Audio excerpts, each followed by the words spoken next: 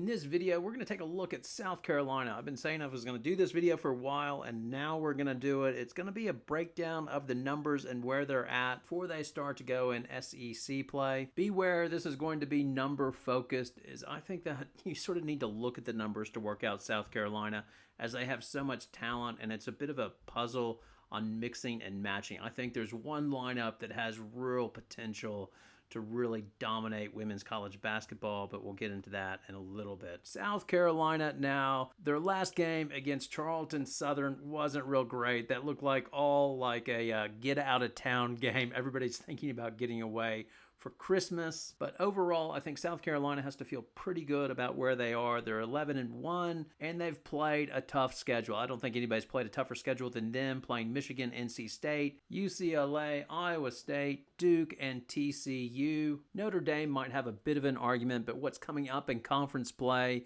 includes Texas, Alabama, Oklahoma, LSU, Tennessee, Texas, UConn, Ole Miss, and Kentucky. I've got to say, I love how South Carolina takes on all comers.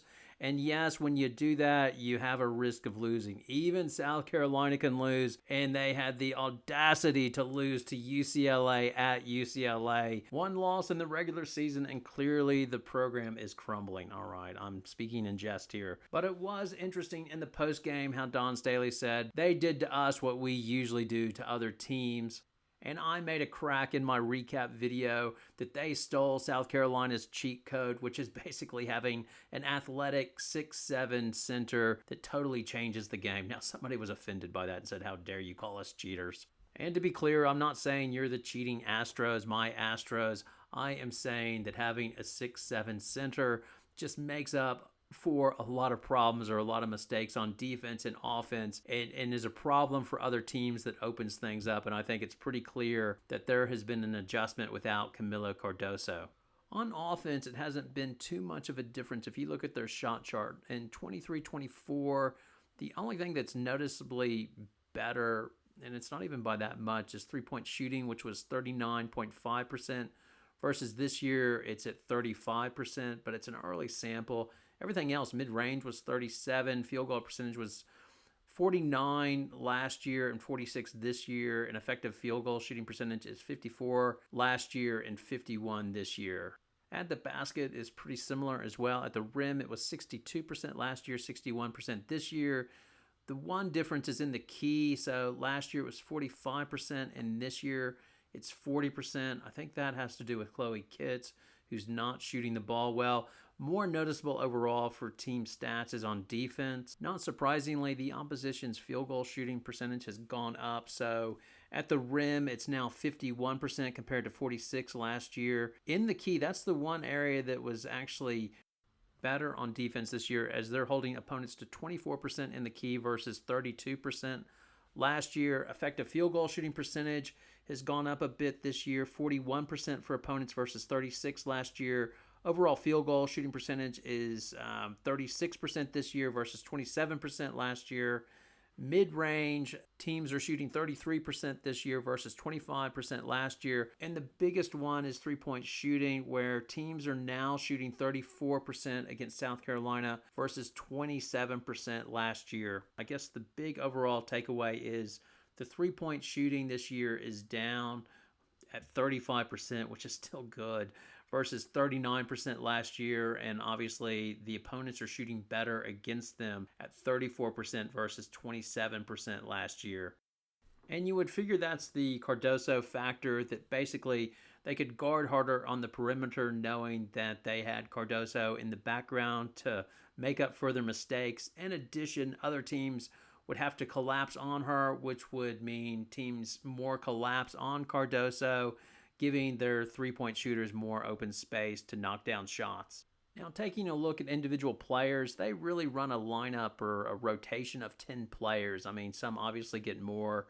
Pow has 306 minutes, and the lowest, McDaniel, who is now regularly getting in, she's had 168 minutes this year, and now seems to be a part of the rotation. There are 4 big contributors from last season, and their numbers are down. So with the guards, that would be Raven Johnson, So she, and it's well documented, it's not new information. She is struggling from three. So this year she's only shooting 28% from three versus 35% last year. Her field goal shooting percentage is 28% this year versus 44 last year, and effective field goal shooting percentage, she's down to 37% versus 49% last year. The other guard that has struggled is Malaysia Fulwiley, as she's now shooting currently 24% from three versus 34 last year, 30 last year, and her effective field goal shooting percentage is down at 38% versus 50% last year. As well, she's turning the ball over, or at least her percentage of the times that she has possession of the ball. Last year, she turned the ball over 13% of the time of her possessions. This year, that has gone up to 16%, and that is the highest of all the South Carolina guards.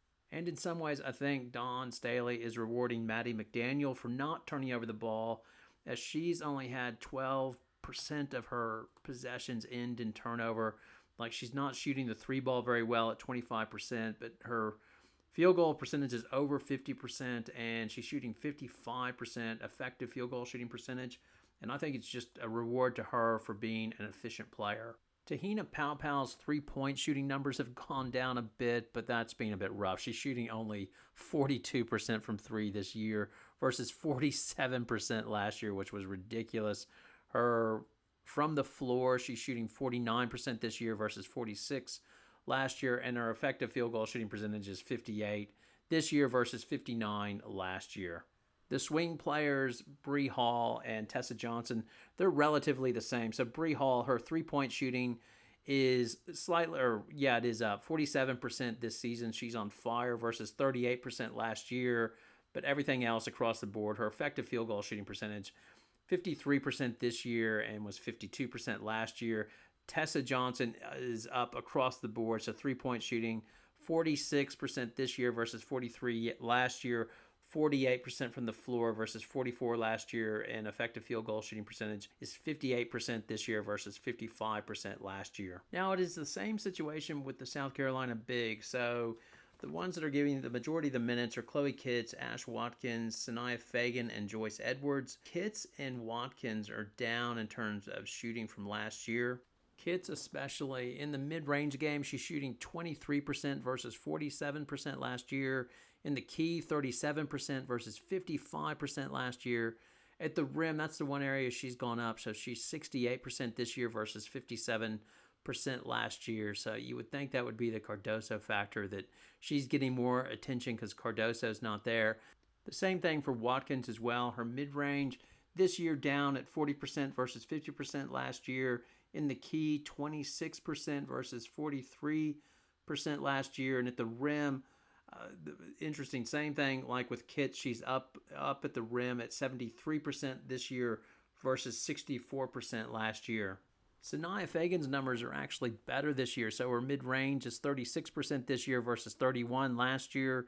In the key, 53% this year and last year. And at the rim this year, she's 67% versus 66% last year. And the last one is Joyce Edwards, whose numbers in the mid-range at 38% and in the key 48%. That's better than both Chloe Kitts and Ash Watkins. But she's not as good at the rim at 58% versus Watkins, who's at 73%, and Kitts, who's at 68%. But overall, the big thing is that Joyce Edwards is just going to get better and better, and it seems like more time as the season goes along. And in saying that, she's already fourth in the team in minutes at 236 versus Hall is third with 253, Johnson 276, and Paopau 306. So she's getting time already. And part of that is, it's interesting, her and Watkins play well together as they cause turnovers, but their best lineup is Paopau, Raven Johnson, Bree Hall, Chloe Kitts, Sanaya Fagan, which is plus 39. And I just think overall, Dawn Staley is going to continue to have confidence in Raven Johnson and Chloe Kitts and think that they're going to return to their usual averages that they had last season. But as well, one of the units I think that will start to get more time is Raven Johnson, Fulwiley, Tessa Johnson, Watkins, and Edwards. Is that one's plus 17 and 13 minutes. And you can just see how that would work. They turn people over, and then you have Fulwiley in transition, and you have Tessa Johnson sort of following down or trailing, hitting three-pointers as well. And I think by the end of the year, that rotation will start getting a fair amount of minutes. Like, it's a nice option to start it off with the starting lineup and then have this other unit come in that creates havoc and turnovers. Now, looking at all this, is South Carolina as good as they were last year? I don't think so. I think it's impossible to take away Kamilla Cardoso and be the team that you were last year. But are they still good enough to win the championship? Certainly. They're one of the 4 or 5 teams that's in the mix. The other pleasing thing, if you're a South Carolina fan, is Dawn Staley is saying that Adele Tack is coming along. Do I think she'll have an impact this year? Probably not. But in her recent interview, she did praise Tack for how well she played with the highlighters and that she is coming along. Adele was with the highlighters and Adele kicked our butt, so we just flipped it. We want some of that good action. And that will really set you up next year as well, because it's always nice to have a 6'7" center in the background. It just makes everything else look so much nicer and easier. Now it's over to you. Do you think South Carolina is as good as last year? And who do you put down as the favorites to win the championship? Thanks a lot for watching. Have a great night.